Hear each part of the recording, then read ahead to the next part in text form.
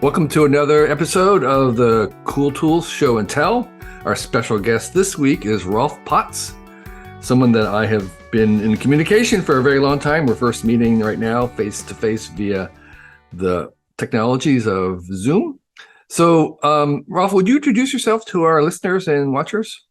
Yeah, I'm Rolf Potts. I'm a travel writer and author. I've written 5 books, the most well-known of which is called Vagabonding, an Uncommon Guide to the Art of Long-Term World Travel, which is my first book, and it came out almost 20 years ago.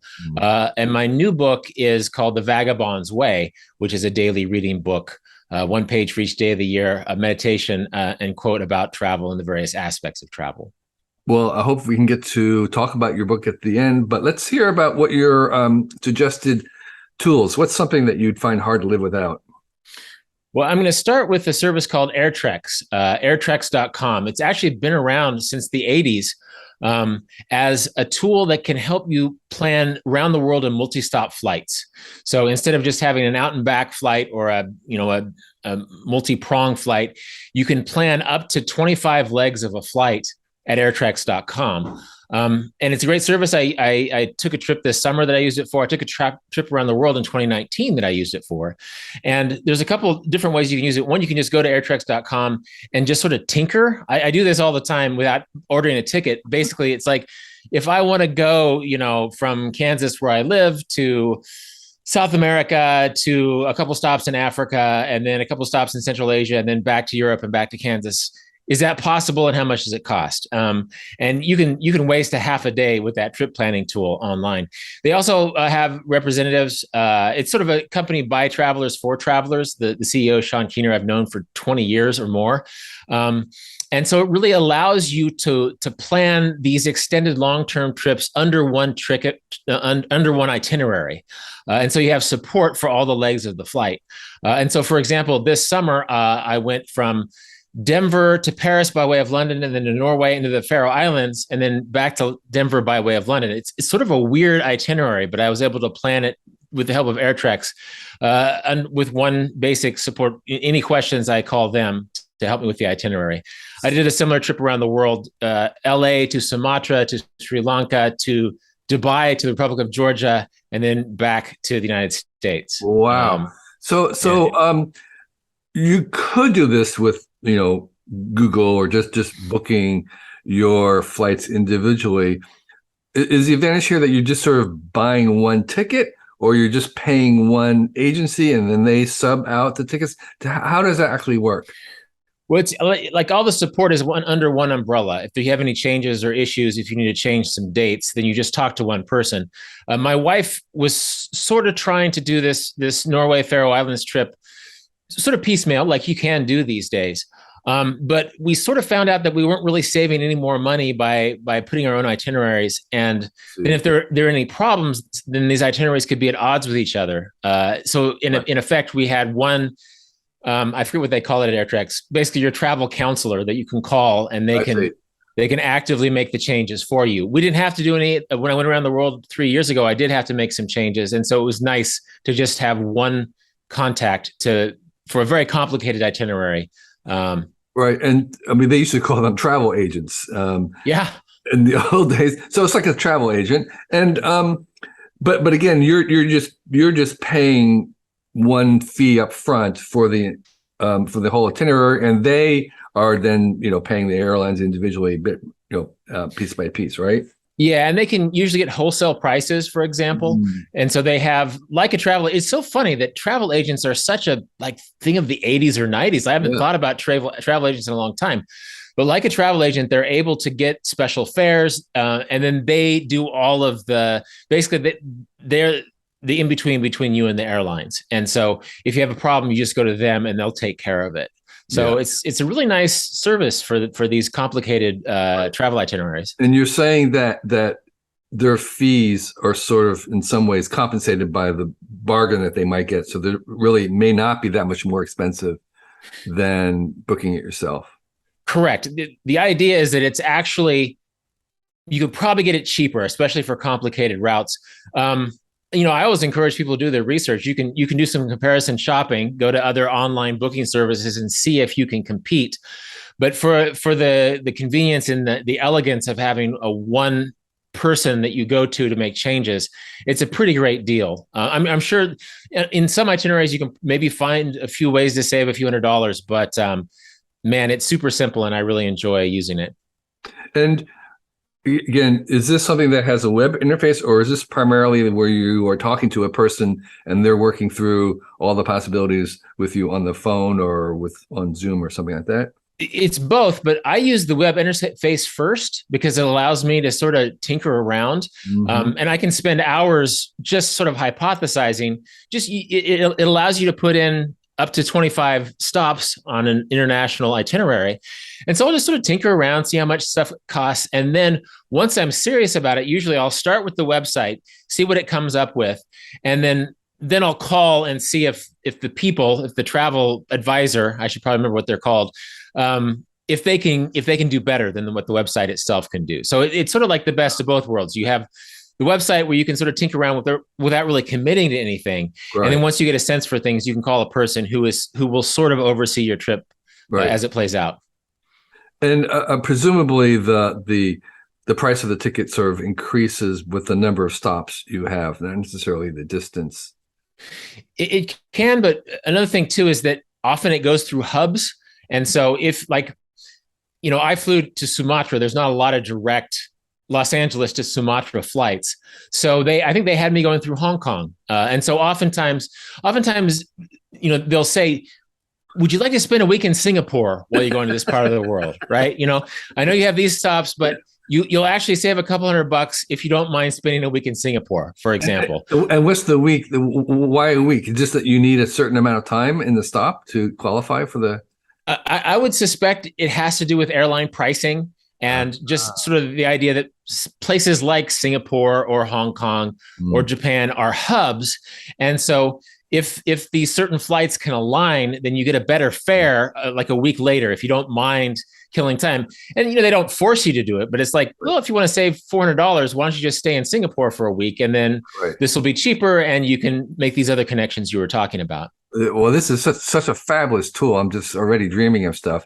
And I presume that they have access to all the kind of internal domestic airlines within a country, right? I mean, if you're doing like flying within China or whatever, it's not just international flights to the capital cities. They do. And also you're not required to have an unbroken string of flights. Like if you want to take a train from Beijing to Ulaanbaatar or Beijing to Moscow, then they'll just leave that off and you can pick up the itinerary in Moscow and fly to Italy from there. Right. And so it really allows you to sort of, choose your own adventure, quite literally. And like when I was flying home from the Faroe Islands this summer, I realized that I had to get back to a studio to record the audiobook version of The Vagabond's Way. And so I just bought a ticket straight home to Kansas from the airport, not with the help of AirTrex, but I just, for a couple $100, I was able to sort of break off my AirTrex itinerary to get home a day or a couple days earlier so I could get in the studio and start recording. Wow. That's a fantastic tool. Thank you. I didn't know anything about that, and it looks very useful. AirTrex. Okay. So what's the second tool, Rolf? Well, the second tool is actually when I took that AirTrex itinerary around the world in 2019, I took one bag.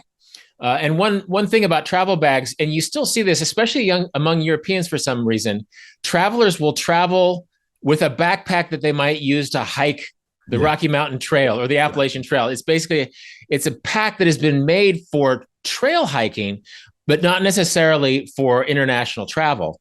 And so I used actually all the travel products I'm talking about are from people I know, people I've been in touch with either because of my book or before my book. And so this is called a Tortuga. This is a Tortuga set out. I think there's a newer model now. Could you show it even more in front of you? Yeah, there you go. Yeah. Okay. So it's kind of a large single bag, not a lot of internal pockets. Right. Yeah. There's not a lot of hangy offy pockets for your water bottle. It's very simple. It can fit in an overhead bin. I traveled around the world for 3 months with this very pack. And it doesn't have those things that are made for camping, like a sleeping bag container or whatever, because usually you're renting rooms as you travel around the world. And this is 30 liters. And so I never checked bags. I went around the world without checking a single bag once. And of course, it disciplines you into packing lighter. I think one problem, if you have that giant backpacker bag, you just throw in those just in case items. Right. But yeah, the Tortuga it's very simple. It's very intuitive. And I usually put stuff sacks in the main compartment. Right. And then it has, some other zipper pockets here, and actually a place for your laptop in the back and other accessories. And one thing I like about travel equipment is not having to think about it. And I thought very little about this because it didn't really call attention to itself. It was a simple bag, and it got me around the world. You wouldn't think. I guess I've known for a while that lighter is better when you travel long term. And I think when your first travel, you packed more film than clothes, right? You packed one T-shirt and 800 or 500 rolls of film. Right. But yeah, this is sort of a no-brainer. I put stuff in it when I needed to. I took it out when I didn't. And other than that, it was just under my bed or in an airplane bin. So right. I'm a big fan of the Tortuga. I think what has happened is that travelers, Fred, I've known this guy since it was in its prototype phase, is that they're designing bags specifically for something like long-term travel. It's not for backpacking on trails. It's just very intuitively for overhead bins and thrown under your bed at the hostel or the hotel. Right. And that's called Tortuga or Tuga?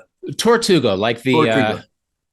Isn't there like dry Tortuga? Isn't that out in the Florida Keys? There's a place called Dry Tortuga, Tortuga. Okay. All right. We'll have a link. And approximately how much does that cost? Oh, that's a good question. It's been so long. I mean, maybe the $200 to $300 range. Okay. I'll have to have you put in the show notes. I didn't look at the cost of this stuff because I probably got that in 2017 or 2018. So it's been a while. Right. It's in great shape, given how much you've used it. Yeah. And my wife stole it from me on our most recent trip. She liked it so much that she used it. So okay, great. So a third tool that you would love to share. Okay.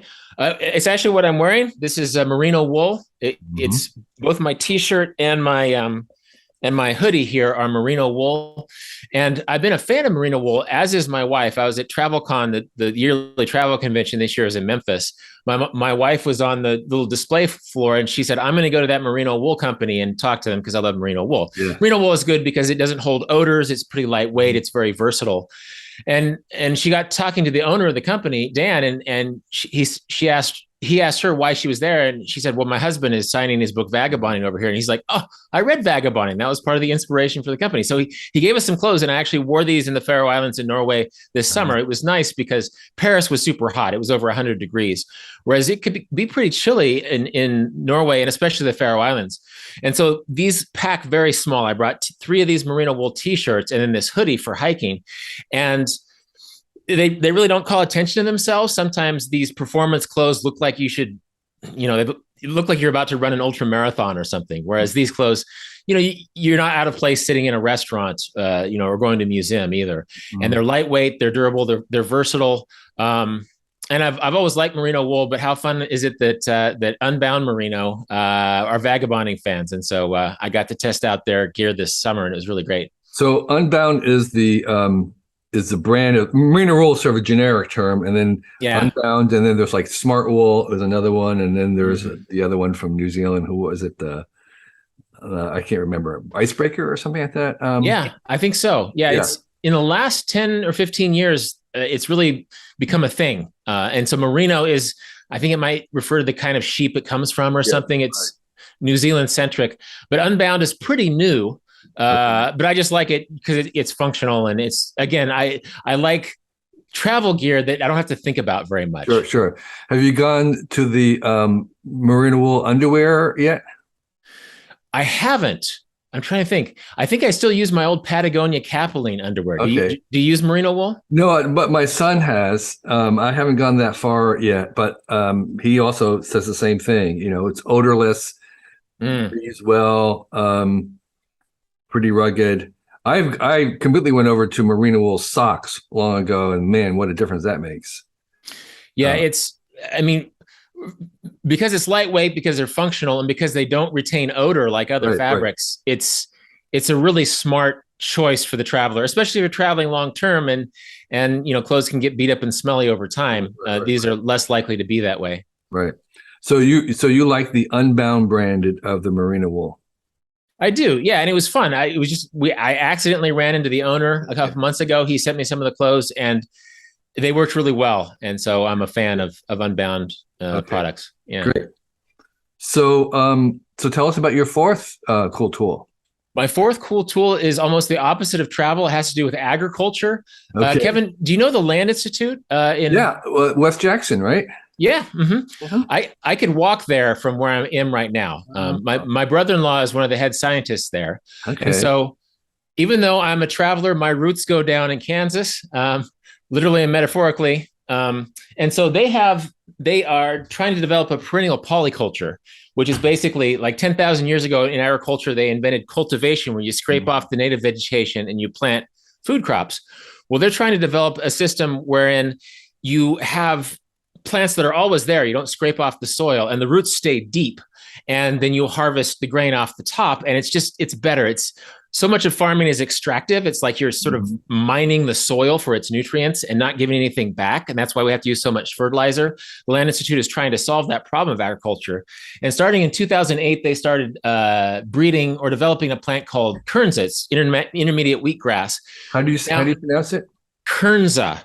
Kernza. Okay. So it's like a combination of kernel and then Kernza, which is the indigenous name for this part of the country. Okay. And so I have because I have a family member at the Land Institute, this is a whole jar of Kernza flour that my wife has been using to make pastries and bread. And it's sort of an equivalent of wheat flour, but it's a little bit higher in fiber and protein. It tastes a little bit sweeter, but it's really, to my palate, it's not that much different than wheat. But this is a plant that its roots go down 10 feet instead of 6 inches. It's a perennial plant, and it's just more sustainable. And I think there's only like 3,500 acres of Kernza under cultivation in the United States. But I think if we can move towards more of this perennial grain and just get used to having it in our food and in our beer, then we're having a less extractive way of agriculture. And so I literally had some of this last night. So how do the Cool Tools readers get hold of some of this? I'm not sure. You can go to landinstitute.org or you can Google Kernza. I know that there's locally, there's a brew pub that makes Kernza beer. Okay. It's just now transitioning into a consumer market. And I'm afraid I have nepotism on my side. I get it from my brother-in-law, so I'm not sure where you buy it. But I'm sure if not now, in coming years, you can probably get it online. And fingers crossed, eventually you'll be able to get it at the supermarket. Right. So maybe even some seeds to plant. Correct. Yeah. And actually, if anybody in your audience is into farming or gardening, it's worth giving it a try because it's a grain like any other grain, but it's a perennial. The roots stay in the soil, and you harvest it when the seeds are ready. Yeah, that's amazing. A perennial wheat. That's really cool. Kernza. Okay. We'll have what we know about it in terms of getting access to it in the show notes. So Rolf, you just completed a book, which you mentioned at the beginning of the show. You had a really kind of I would say, a cult favorite in your first book, Vagabonding, and this is sort of an extension of that. I read it cover to cover because it kind of speaks to me and my interest in travel and the importance that I assign travel to a person's development. And so tell us a little bit about your book. Yeah, it's called The Vagabond's Way, 366 Meditations on Wanderlust, Discovery, and the Art of Travel. It's my first hardcover book ever. I've sold hundreds of thousands of copies of Vagabonding, and I have a few other books, but this is the first time I have a hardcover, so I feel like an adult now. But it's a daily reading book. I actually got the idea during the pandemic when I met my wife. We would sit on the deck outside, and we would read to each other from Mary Oliver or Thich Nhat Hanh or Thomas Merton. And one of the books we read was Ryan Holiday's The Daily Stoic, which is a daily quote by a Stoic philosopher, and then a meditation about that quote. And so I realized that this would make a really good travel book, a book that talked about travel. I mean, it's not that hard to find about travel in that sort of top 10 list consumer options way. But travel, it can be really, and I'm sure you will agree because travel played a big role in your life. It can be transformative, and paying attention and being interactive, and not just seeing it as a consumer product that you buy, but it's something that you give to yourself and that can change your life and can really be your best form of education. And so each month takes you through a different aspect of the journey. January is about inspiration. February is about planning. March is about getting started. And you can read it cover to cover like you did, but it's sort of designed. I don't prescribe you to read it anyway, but it's sort of designed to sit to do one page a day where you read the quote, and then you can think about that for a day and maybe Google some of the references. It has a lot of quotes. It quotes a lot of different philosophers and poets and artists about this very human act of travel. You can read about a Japanese traveler 800 years ago, or an American traveler 150 years ago, and that human aspect of travel hasn't changed that much. The act of pilgrimage, the act of passage, is such a human activity, and it's really a way to get back to yourself and a way to sort of make you present in your own life. Right. So, yeah. So they're little one pagers. Each day has a page. There's a little quote, and then your writing, your expansion of that, your contemplation, and I think one of the things I enjoyed about it was the variety of different voices in some senses, but the variety of the different directions that you could kind of imagine traveling going. And you did a very good job, I think, of kind of surfacing the many dimensions that travel entails, and in a kind of a very easy, again, one-page way to digest. And I think it works a little bit better on our very shorter attention spans these days. Where you don't have to kind of like, I could read through it because I was just reading, a couple at a time, and easy to start and stop. So I recommend it in that way as well.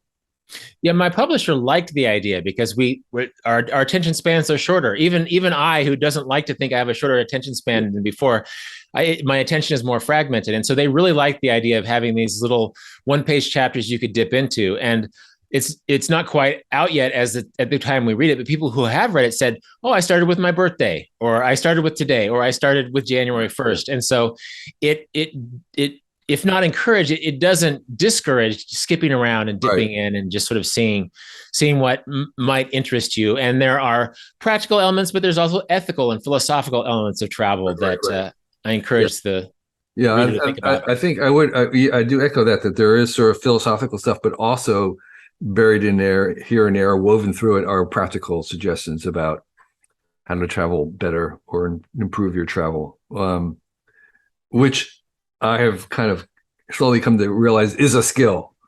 There really is people who do it better, and you just used a word that kind of provoked something in my mind, which is this idea of participatory travel. This idea that travel is something that you are co-creating. It's not something that you purchase or are done to or find. You kind of have to co-create the travel experience. So you kind of, the more you put into it, the more you take out. Yeah. And I think there's a lot of ways. I think you have to almost stumble into that realization that travel is really what you make of it. And of course, I quote you in one of the pages in the book about you using photography as to sort of give yourself a mission, to give yourself a lens through, no pun intended, a lens through which to view your journey. And of course, that's yielded several books. And it gave you focus in a way that went way beyond photography. Right. I just am doing a book of advice, which will come out in May. And I have some travel related advice, but one of the ones I have suggested and used within our own family is travel around passions rather than destinations. All right. So if you kind of arrange your thing about, like, I have a passion about, cheese making or handmade dolls or, bluegrass, whatever it is, and you use that to organize it, that it'll improve it much better than if you're going from place to place. And so this idea of, again, of participating in it and putting stuff into it, reflecting it as something that you are co-creating is very powerful. Yeah, and one thing that you talked to me in my own podcast, I don't think I quoted in the book, but like when you're young, you have more time than money, and when you're older, you have more money than time. Right. And I think you and I both started our long-term travels when we were young and had more time than money, and that's a good way of sort of forcing you into fixes that don't involve throwing money at the travel situation. Right. It's almost a privilege to be able to be poor when you start traveling because you have to figure things out and be active. Absolutely. Yeah. I mean, again, there was a moment I was in Nepal doing my own trek, I didn't have porters or anything, which would have been unthinkable. But there were a couple groups coming through with porters, older people who had paid for a trip and they had porters and stuff. And there was I chatted with one of the guys who has a white beard like I do now. He seemed to be an ancient guy at that time. And he was lamenting it, just sort of marveling and very envious of the amount of time, because he was on a schedule, and he was just saying, and that was like the first time I realized that he was obviously a rich guy, and here he was, envious of me with no money. It was like, oh, okay, I get it. Yeah, I'm richer than you are. So the again, the little piece of advice is the rich have money and the wealthy have time. Yeah, no, that's a great way of thinking of it. Yeah. And so you want to aim for wealth, not riches. Yeah. No, I talk about the idea of time wealth in the book. Yeah. Yeah, exactly. Right. That's what we're talking about. So again, we're both here. We're in total agreement that if you are young and don't have money, that's actually a good thing when you're traveling. Well, it creates good habits because you have to be active. You can't just throw money at your travel problems, and you realize that it doesn't cost that much to solve your travel problem. Right. Another thing you were talking about Nepal. I have a chapter in the book about how people are sort of fixated with climbing Mount Everest, and Jamling Norgay, the son of Tenzing Norgay, who first climbed it, he said he's just exasperated that these people who aren't really mountaineers want to climb Mount Everest just because it's all they know is it's the highest mountain in the world. And so I think in travel goals, one nice thing about when you're young and you're just sort of doing what you can, you're less fixated on sort of these big abstract bucket lists, climb the highest mountain goals, and you're more likely to just enjoy whatever challenge comes your way. Yeah, again, like Nepal, there's so much going on there. Decide to go visit people who are painting tankas, and that'll give you much more out of it than trying to climb Everest in 1,000 different ways. Not that there's nothing, you can still, and by the way, there's other mountains besides Everest. Well, that's it. Yeah. But yeah, so we could do a whole thing on travel advice, the two of us. But I think your book is a good starter for folks who want to understand that it's more about just taking a trip or visiting a tourist site. It's so much more. It's very deep. It's a very, as you said, a very essential part of human experience. And we right now live in a time of the world when it's very easy to do, and you really should take advantage of that privilege. And again, it doesn't matter how much money you have, you really can do it. That's sort of I think what we would both say. You have the privilege and the possibility of travel almost to whatever station in life you are. There are some exceptions, okay. Yeah, I mean, we know that, but generally speaking, if you're listening to me right here, you have some possibilities. Yeah, the more I've traveled, I've met really smart people in countries with weak passports. Like if you have a U.S. passport or an EU passport, then really that also means you're from an industrialized country, and it really doesn't take that much to travel. And yeah, like we've both been saying, it's actually more interesting when you spend less money. And then you're taking the buses local people take. You're staying in the guest houses that local people stay at. You're going to restaurants for people that aren't in tourist neighborhoods, but they're full of people who live there. And that's such a great thing to discover and to give yourself. It's really less about making a ton of money than just giving yourself permission to use what money you have to make your travel dreams come true. Right. I'll conclude our little rant here by saying that I believe it's so important that at least in the U.S. and maybe other developed countries that we should subsidize travel for youth. We should actually pay. And I believe that we should have a mandatory national service for every person, no matter who you are, no matter your handicapped or disability. You spend 2 years before you're 25 in national service, and that can include going abroad in the Peace Corps or something like that, some other program where you get outside of your neighborhood. And I think nothing would do more to transform and educate and improve the U.S. than having mandatory travel. Well, student debt is a huge thing right now. I think there's a lot of young people who are going to college without really knowing why. And in a certain sense, for what you could spend for a couple of years of college, you could travel pretty well, really well. In fact, for a fraction of what it costs to go to college, you could travel really well and come back actually knowing what you're interested in.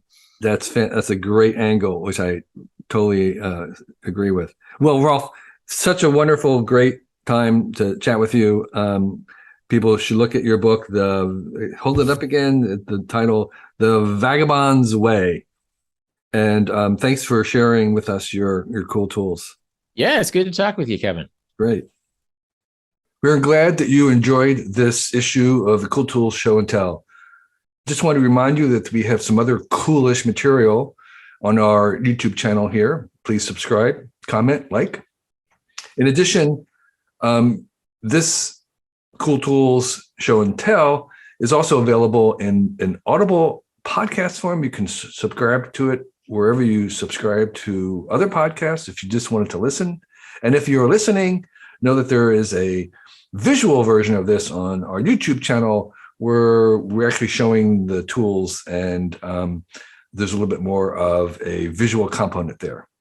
In addition, the same folks that put us, the Cool Tools website out, we also put out a free newsletter every week. It's very, very short. It's 1 page or less.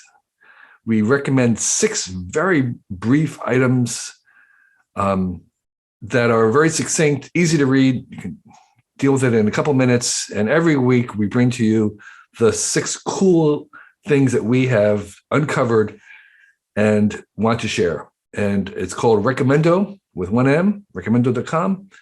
You'll be able to find it there. It's free. Join 50,000 plus other subscribers every Sunday morning. You'll get it in your email box. And it's actually one of the most popular things that we produce. But we do produce other newsletters as well. One of them is called What's in Your Bag. We have one that goes out to tools and tips for your workshop. So you can get those at our website, and they are also free.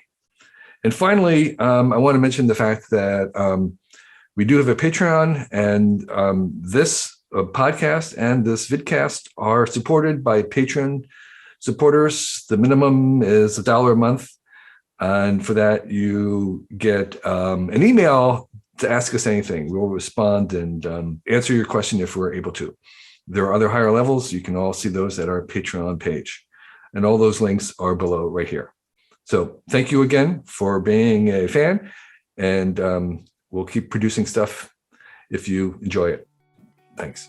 Thank you all to this week's patrons, who include Jay Walker, Nikolai Teleguine, Charles Cowens, David Sue, Jack Unverfirth, Michael, Lawrence Lazare, David Abel, Edward Grobe, and Just Dosberg.